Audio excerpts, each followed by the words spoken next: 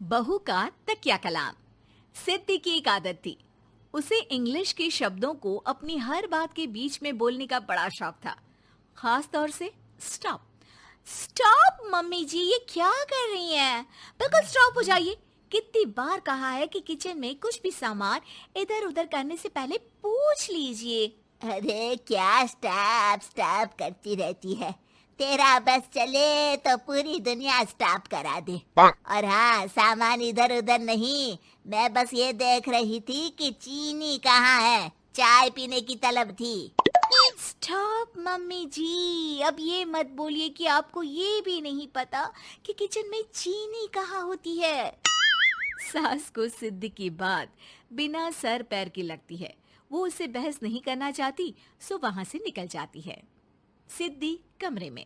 Stop, मैं कहती हूँ बिल्कुल स्टॉप। मैंने कहा बिल्कुल स्टॉप। नहीं करता स्टॉप बिल्कुल। अरे यार, बिजली की वायर जोड़ रहा था, तुमने स्टॉप होने के लिए बोला और ये देखो क्या हुआ, करंट लग गया। अब करंट लगने पर चिल्ला रहा हूँ तो भी स्टॉप। अरे चाहती क्या हो तुम? स्टॉप, मैं क्या चाहती हूँ? अरे अब कैसे स्टॉप हो जाऊं? मेरा मतलब है स्टॉप स्टॉप। सिद्धि फिर चली जाती है सब्जी वाले के पास। भैया, वो बैंगन किलो और आलू 5 किलो। Stop stop. काफी देर होने के बाद भी सिद्धि को उसका सामान नहीं मिलता।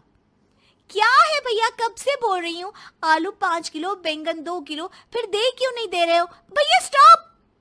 बहन जी, मैं तो 2 मिनट में तोल दूं, लेकिन आप ही तो बोल रही हैं स्टॉप। अब इतनी तो अंग्रेजी हम भी जानते हैं ना कि स्टॉप का मतलब होता है कि रुक जाओ, तो रुक गए भाई। अरे यार, क्या लोग हैं। स्टॉप। अरे तोलो तोलो चलो। किसी तरह सामान लेकर सिद्धि घर आती है, जहां वो देखती है कि ढेर सारे मेहमान बैठे होते हैं। सिद्धि आते ही जोर से चिल्लाती है, स्टॉप! आप यहाँ सब कैसे? अरे अब कैसे स्टॉप हो जावे बहू, जितना आना था आ गए हम। अब हाँ, बैठिए ना। सासू माँ, आप बात करिए, मैं चाय बनाकर ला रही हूँ। सभी बात करने में लग जाते हैं कि तभी सिद्धि किचन से निकल कर आ जाती है।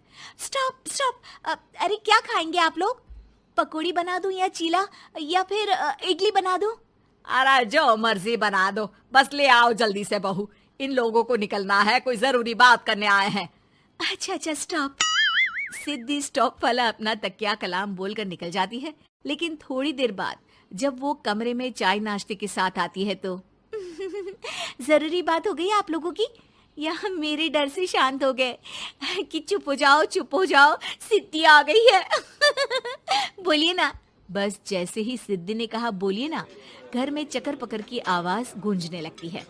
अरे तुम स्टॉप क्या बोल कर गई, सभी शांत हो गए, अब बात शुरू करेंगे। हाँ भाई, बहू तुम वो स्टॉप बोल कर गई तो हम लोगों को लगा कि शायद तुम भी सुनना चाहती हो कि हम लोग क्या बात कर रहे हैं। फिर जो मेहमानों की बात शुरू होती है वो घंटों बीत जाते हैं, चलती ही रहती है। अरे तेरे स्टॉप के चक्कर में दोपहर हो गई, अब जाकर सबके लिए जा खाना बना कर लिया। तभी स्टॉप नहीं बोला होता तो अब तक बात खत्म हो चुकी होती। बेचारी सिद्धि करती भी क्या, खुद के स्टॉप बोलने की आदत से खुद ही परेशानी मोल लेती है। आप लोग खाना खाकर जाइए, हाँ मैं जा रही हूँ बनाने।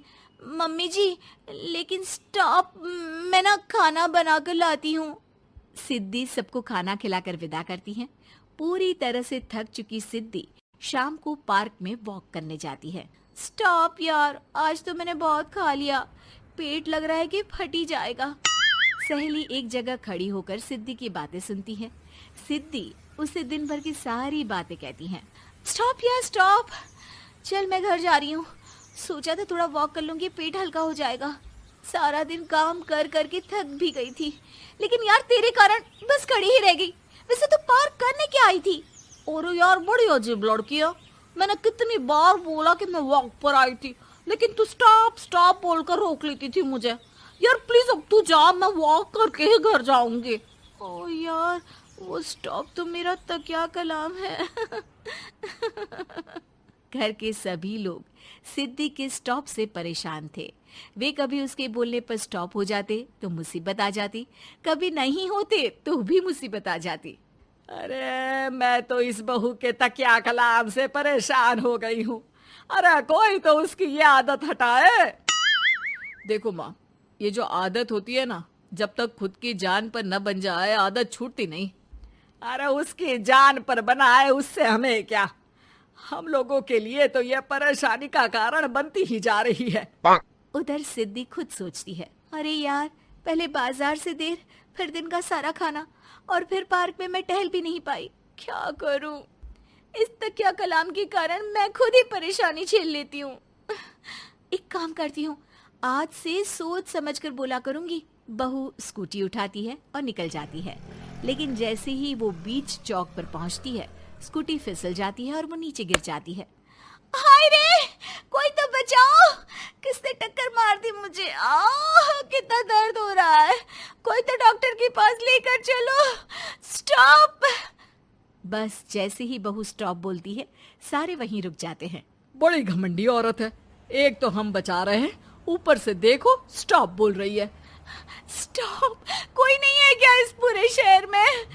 बहू अपने तकिया कलाम की रट लगा कर रखती है। स्टॉप! कोई है? कोई स्टॉप! लोग उसकी मदद के लिए आगे तो आते हैं, लेकिन जैसे ही उसका तकिया कलाम सुनते हैं, वहां से निकल जाते हैं। तभी कहीं से उसका पति लौट रहा था। वो बीवी को रास्ते में पड़ा देख हैरान रह जाता है। अरे तुम यहाँ, कितनी चोट लगी है तुम्हें? पति आसपास खड़े लोगों पर गुस्सा हो जाता है। आप लोगों को दिखाई नहीं दे रहा कि मेरी बीवी को चोट लगी है?